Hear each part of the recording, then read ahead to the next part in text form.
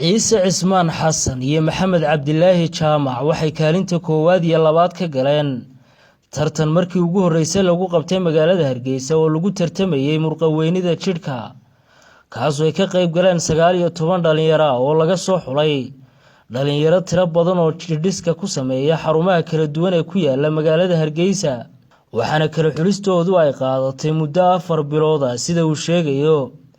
سعيد إسماعيل جدي oo kamida mulkiilayaasha xarunta jiimka ee Bilkhayr oo xarunta iyadu soo qaban qaabisay tartankani noociisu cusub yahay waxaanu ku qabanay hotelka la yiraahdo Summertime waxaanu laba group ayaanu tartan siinay muddo ilaa 4 bilood oo training baa u socday macallimiin wanaagsan oo khibrad leh oo ma garanaysa professional ayaa hawsha waday tartankaasi wuxuu ahaa tartan aad iyo aad dadkii ama bulshadii oo dhan ay ugu faraxday waayo wuxuu had iyo jeer ka badbaadinaya dhibaatooyinka jira ee tahriibka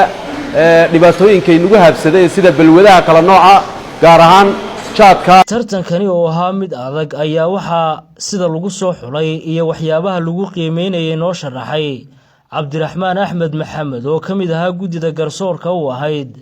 dhalinyaradani tartamayay waxaan u kala saarinay waxay ahaayeen sida jirkoodu u dhisan yahay haddii noqdaan maskaliski haddii noqdaan muruqihii waxaanu qiimeynay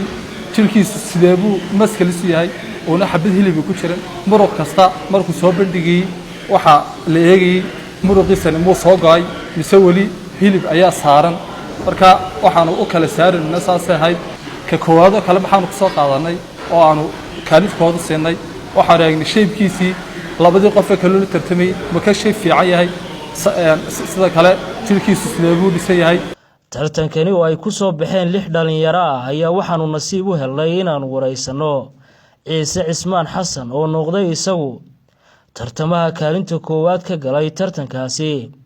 laguna qiimeeyay ninka ugu murqaha weyn Soomaaliland tartanka kadib iyo maxamed cabdilaahi jaamac oo noqday guuleystaha kaalinta labaad tartanka horta markaan galayay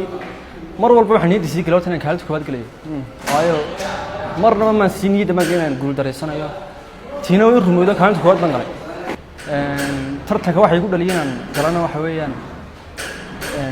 nimada teamka horta waxa ay yahay hobigayga yahay inaan mar walba teamtaan ku jiraan ciyaaro wallahi horta aad u fiican tahay dhalinyartana dhiirigelin baa u noqonaysaa tartankana ma ahayn tartan ay dawladdu garab lagu siisay tartan wuxuu anagu aan qaabaqaabisanay tartankaana de mahad celinta ugu weyn waxa iskale Saciid oo mar walba dhalinyarta la garab taagan wax agab iyo wax walba u baahan yihiin isbedel dhiirgelin weyn baan ka helay waayo marka hore target aan ku ciyaaro ma haysan oo de waska ciyaareen habeenno maqnaanay habeenno imay laakiin markii tartanka la qabtay waxaan xoog saaray markasta inaan wixii karaankayga oo de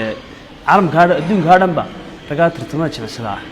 waxa u jimcsadaan target u jimcsadaan kasto ay rag badan oo ciyaari jirno de iga horeeyeen hadana wax la isku dhaamaao waxaan ku yar dhiirigelin waxa dadaalka sameeyay marka muruqa soo bandhig jinta sameeyay dhisida murqaha ee jiimka iyo hasaawaha haweenka xiriir intee leeg ayaa ka dhaxeeya dumarkeena waxay xiiseeyaan nin dhalinyaro oo jirkiisu dhisan yahay